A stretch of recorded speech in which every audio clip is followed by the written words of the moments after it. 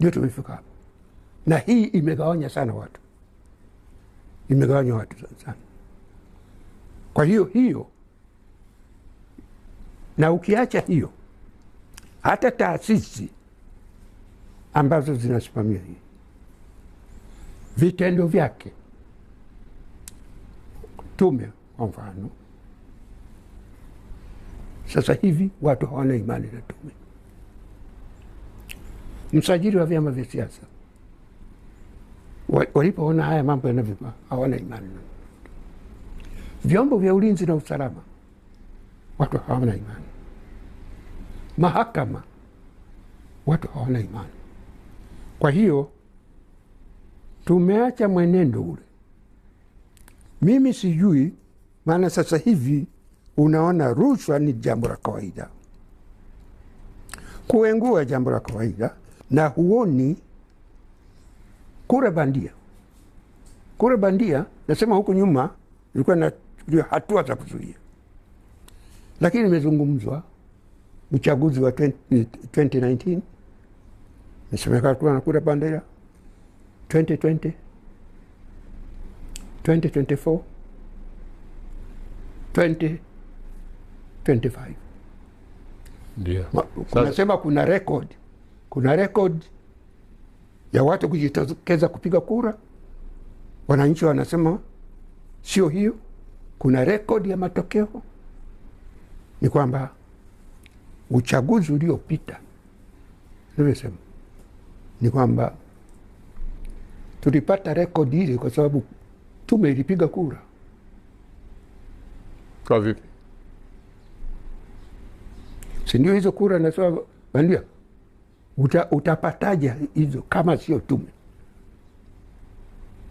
Ama katika kujumulisha ama vingine, lakini ile 90 something ya kwenda kupiga kura na 90 something ya matokeo, na ndio nayosema hiyo. Kwa hiyo hizo unasema hiyo ni kura za tume, imeshusha hadhi yetu hata kitaifa.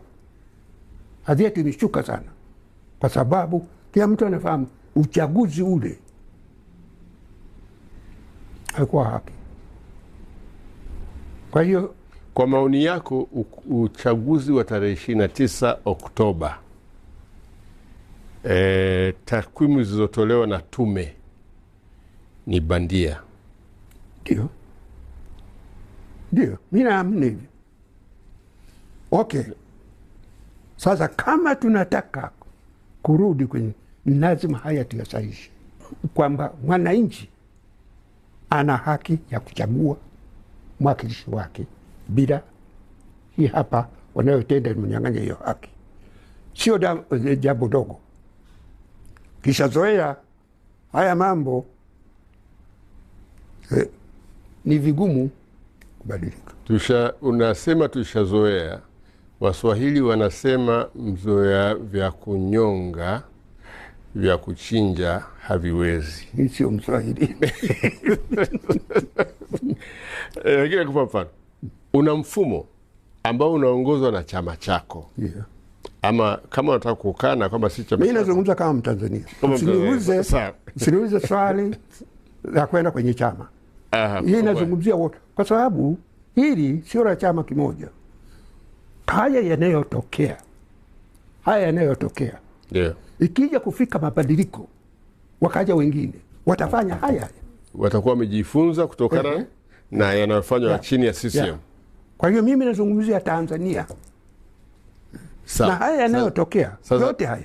Sasa tunaanzia wapi? Sasa nimesema mapema, tumekwama. Ngoja nimalize la tatu, sijalimaliza. Sawa. Sijalimaliza. Sawa. La katiba. Katika maelezo ya mwenyekiti, kati ya mapendekezo, mwenyekiti Chande, kati ya mapendekezo ambaye amefanya, moja ni kuunda kamati ya wanaita wataalamu wa sheria nadhani, ambao watapitia nyaraka mbalimbali kisha wapate maoni ya wananchi. Kwanza hapa wanasema kwamba tupate katiba 2028. Kwa hali ilivyo hivi, sioni kama tunaweza kupata katiba 2028. Hapa tume inasema, ni maoni ya tume kwamba ni muhimu katiba mpya ipatikane ifikapo mwaka 2028 ili itumika katika uchaguzi ujao wa serikali za mitaa 2029 na uchaguzi mkuu 2030. Ili kufikia lengo hili, ili kufikia lengo la kupata katiba kabla ya 2029, serikali iunde kamati ya wataalamu wa katiba ambayo itakuwa na jukumu la kupitia katiba iliyopo, rasimu ya katiba ya tume ya mabadiliko ya katiba, katiba pendekezo ya Machi 2014, ripoti za tume, kamati na vikosi kazi mbalimbali. Baada ya kufanya mapitio haya nyaraka hizo, kamati ya wataalamu itapata maoni na michango ya wananchi kisha kuandaa rasimu ya katiba mpya. Hii ni tume nyingine. Ndio. Hii ni tume nyingine. Lakini kwa nini? Vile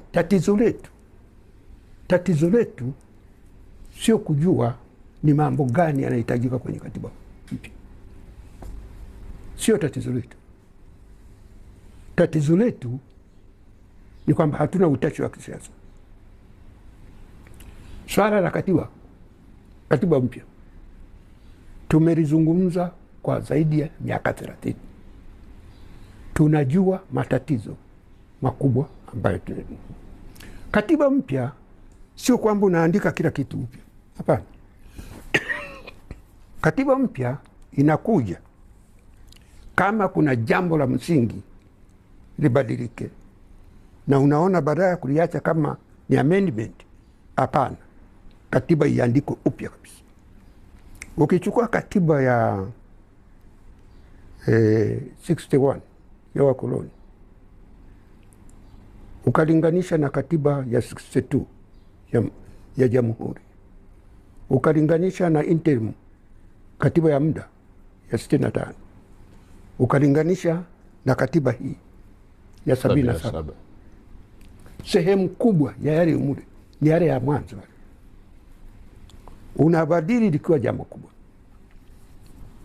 Tulibadili katiba 62 kwa sababu tulikuwa tunabadili mfumo wa serikali.